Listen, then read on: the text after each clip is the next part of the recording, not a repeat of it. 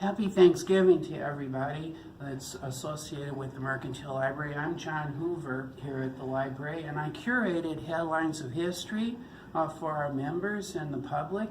And I'm standing here to showing you the first printing of the Declaration of Independence in a newspaper. It's one of our rarest papers. It's from from the Pennsylvania Ledger, and it was printed about a week after July 4th, and it's really a great treasure to show how the Declaration, in the time of the Declaration, was such an important document to get into the news. This was actually a Tory paper. The editor had to leave Philadelphia eventually when the British occupied it. So this is a poignant piece, and interesting that a great journalist would want to show all sides. Something else, though, about the Declaration has come to the library in recent days, and I want to show this to you all. It's a magnificent piece. This is the first facsimile of the Declaration of Independence. Fast forward 50 years from the time of that newspaper that I just showed you, and you will learn that there were three or more entrepreneurs that wanted very much to make a facsimile of the Declaration. It had been read and reread. Adams used to read it, at July 4th, the original manuscript, and it was starting to fall apart.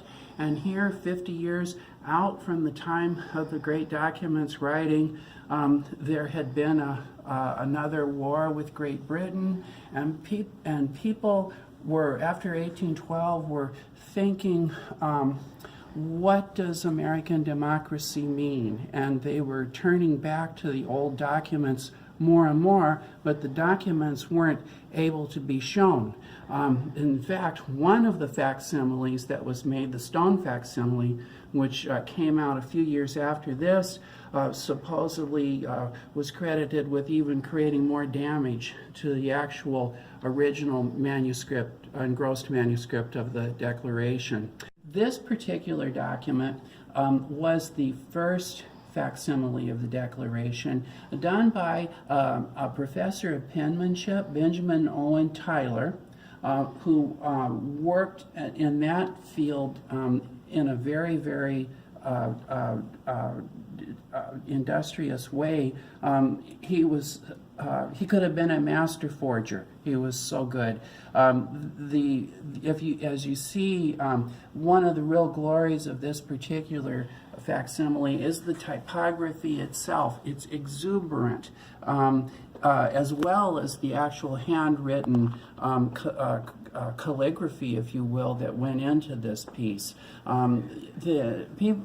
People have looked at this in later times and thought the signatures are almost uncannily too good, and that's because Tyler was so thorough that he even made little corrections in the signatures themselves that he thought would be more appropriate to the signer, and so he preserved the actual signatures in a way never anticipated. But as you look at the overall Declaration, 1818, it's a magnificent piece of early Americana, and really a loving production for the Declaration itself. Here's a document that had been used by different parties for contentious reasons, and people angry on all sides of political points of view in the early days of the Republic. But I think this particular facsimile was a harbinger of a time when these pieces actually tied the country together, and after the War of 1812, and made people revisit what made us all so much alike rather than what pulled us apart in sectionalism. you can see it in the work itself with the way that Tyler would highlight the end. He kind of created a crescendo in this piece, and thus you see the handwriting going into really important rubrics and underscoring of what he thought was a crescendo of the language that Jefferson used. Other points about this document: it was dedicated to Thomas Jefferson himself, who bought a copy of it. There were only a few hundred copies made. This was to make Tyler, this was to make his fortune. It didn't quite work out that way.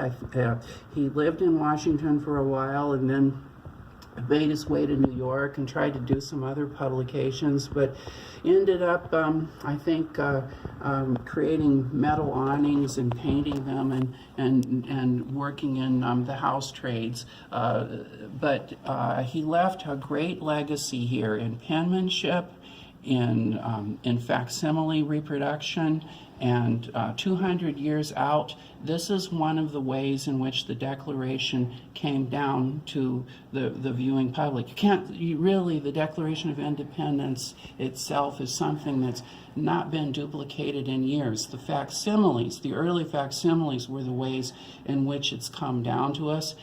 And this, as the first facsimile, is probably, I would say, the most important and clearly the most desirable.